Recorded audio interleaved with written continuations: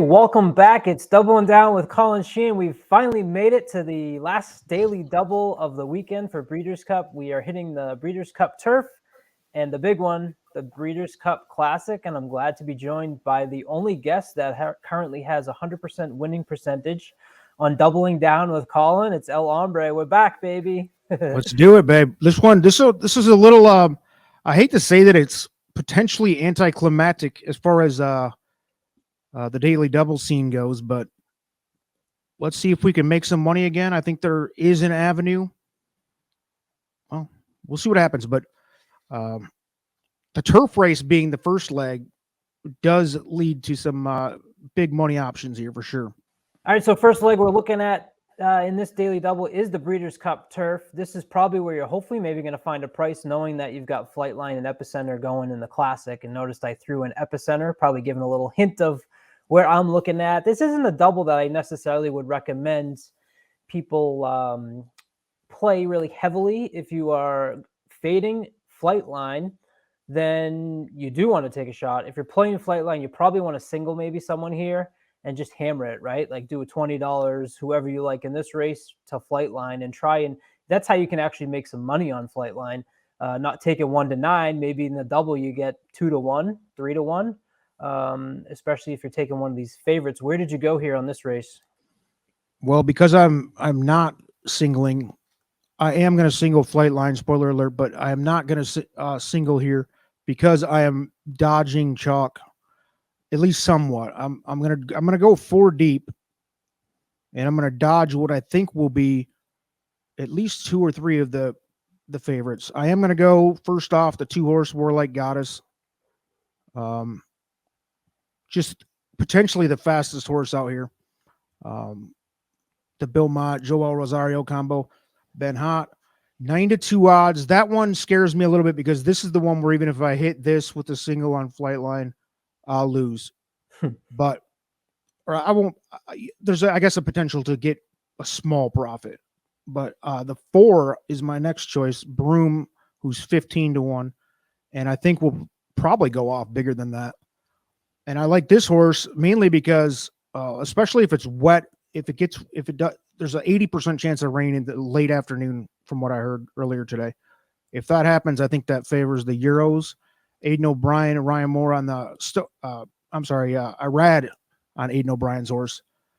Broom likes to be up front. If it's wet, favors the Euros, and Broom is a front runner. Staying out of traffic with this much competition on that turf course, if he gets out to a lead, could be hard to beat. Next, I went with the 7, Nation's Pride, which another Euro, who I think could be the best horse in the race overall. Billy Buick and Appleby combo, 4-1. I mean, we're kind of riding on. I said no chalk, and that's because I'm dodging Rebels Romance, and I'm dodging Mishriff, who doesn't look like chalk on. I think he's going to end up chalkier than this. I think Mishriff and Rebels Romance are going to be the chalkier, and maybe Warlike Goddess. And last one I'm going with here is the 9 Gold Phoenix, which is going to be a price. So I'm hoping for either Gold Phoenix or Broom at the bigger prices, and Warlike Goddess and Nation's Pride are kind of the hedge to hopefully keep me at least above water. And I am singling Flightline. Spoiler alert, like I said, but I mean, I just don't know where to go with that race. And like you said, this isn't a double that I would recommend trying to push on too hard either. Yeah, like I've said on these double and down shows, I think the money to be made is Friday. I really like Friday's card, and I have some really strong opinions in that. As you get into Saturday, the doubles are a lot harder because you got Golden Pal mixed in, you got Jackie Warrior mixed in, and none of them are back-to-back. So the races with the prices, you're kind of always matching up with a horse like Flightline, so it makes it a little bit harder to do that.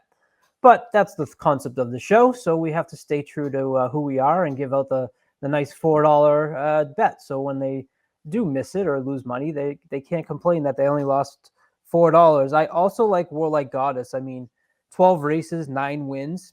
What's interesting is that this horse is following the exact same path as last year as far as the races that she ran leading up to the Breeders' Cup Filly and Mare Turf. The one difference is, remember last year, the Breeders' Cup was held out at Del Mar. This horse is based on the East Coast. This year, the race is on the East Coast, so not having to deal with the travel. They mixed in that other race at Belmont at Aqueduct in October, where she was able to pull off the victory. And I think that's hopefully what's going to keep her, you know, a little bit more in shape than she was last year, not having to deal with the travel. And I'm really high on Worldwide Goddess. But because we have that single in the second leg, and I am not singling Flightline, spoiler alert for you, I'm singling my boy. I've got him this far. I can't switch now. Hey, So I need to throw a couple prices in here because I'd really hate if Epicenter beats Flightline, and I missed the double because I didn't include some of these other for sure. horses. So I have 5 on here to be a $5 ticket. Most of them, if they hit with Epicenter, it's going to cover that bet. And that's why the double is great, because you got to pay attention to the probables prior to the race and make sure that what you're putting on your ticket is not going to end up becoming a losing ticket. I also went with Nation's Pride. I like the fact that this horse has stayed stateside. I'm also throwing in Gold Phoenix because of the way this horse is closing. I really like closers long on the turf. And if you look back, I know those speed figures are light. I tried to pay attention to who's going to be closing late in this race. And that's why I included the 9 and the 10. The 10 is Red Knight. Same thing I see on the past performances. When you're looking at first call, second call, and you're seeing 7s and 4s, and you're looking at the finish and you're seeing 1s and 2s, that's how you know you got a closer coming. I'm keeping Mischief on my ticket because usually one of the first things I like to do is go and look at lifetime earnings. Lifetime earnings on Mischief. Monster. $15 million. I mean, I can't let a horse like that beat me regardless. And as you said, is certainly if this horse gets some soft ground. This horse lost to Baid 2-3 back and Alpinista. So I'm not going to let that horse be the one that beats me in the Breeders' Cup turf.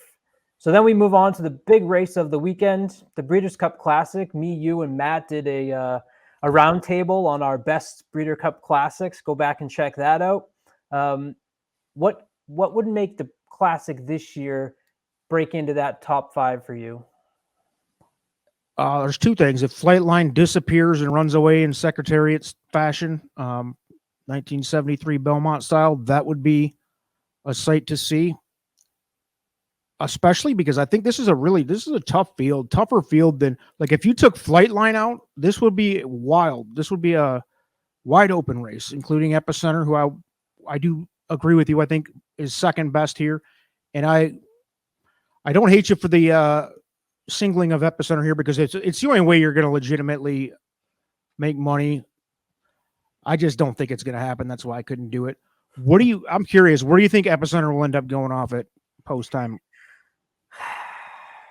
Well, we're thinking that Flightline is going to get crushed, right? I mean, we're thinking 1 to 9. I think 2 to 5, 2 to 5. I think that once people start seeing it, maybe go to 1 to 9, 1 to 5, people are going to start dumping on other horses to try to get that rich strike money from the Kentucky Derby. The thing is, I think Tabe and Life is Good is going to take money for being the horse that they think is going to get out. Tabe has got the Baffert effect. But when you look at polls I've seen on Twitter, who's going to win? Epicenter's performing just as well in those as Flightline. So, well, he's everybody's favorite 3-year-old. I mean, I love him too. Like, I'd be happy to see him win. And that was when you asked what would make it epic. 1, Flightline pulling the Secretariat Belmont, or 2, Epicenter pulling an upset, or anybody for that matter. Hot Rod Charlie, Rich Strike, those 2 would be great stories. And I like I said, I think that, put a gun to my head and what do I think is going to happen? I think Flightline's going to run away. But I think it could be epic if he got in that speed duel with Life is Good. Life is Good runs the blazing pace we know we can, and they get up there and they run each other and, tire themselves out, which is the only thing that, hasn't necessarily happened to Flightline yet. They burn up, and then here comes, the stalkers and closers, and they might have a shot. Plus, the only other thing I think that helps the argument that Flightline might not be 1 to 9 odds is that I think every one of these horses in here is pretty solid. I mean, there's no throwaways. Maybe Happy Saver, but I know that, I know a few people that are betting Happy Saver in the, in their trifectas. So I don't even Happy Saver is a solid horse. There's no instant tosses here, especially if you're trying to put together like a straight try. good luck with that, because I think once you get beyond Flightline, and even if you like Epicenter second, third is wide open.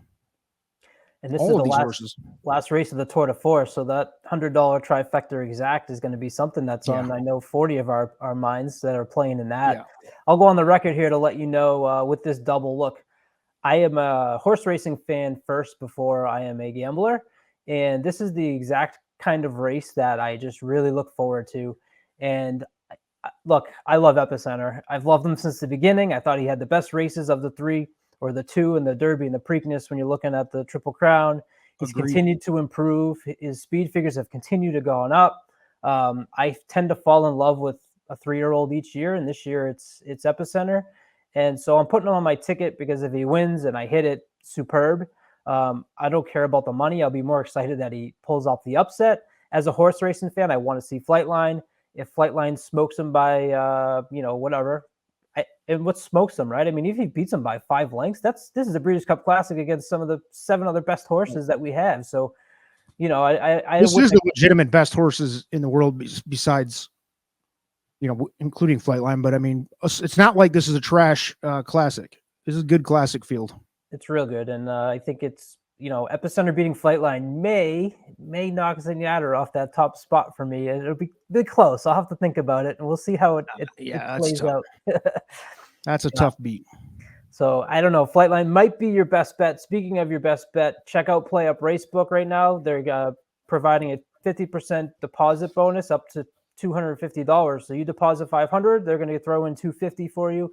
If you put in $100 before the Breeders' Cup, they're also going to throw in a $25 bet if you let them know in the chat.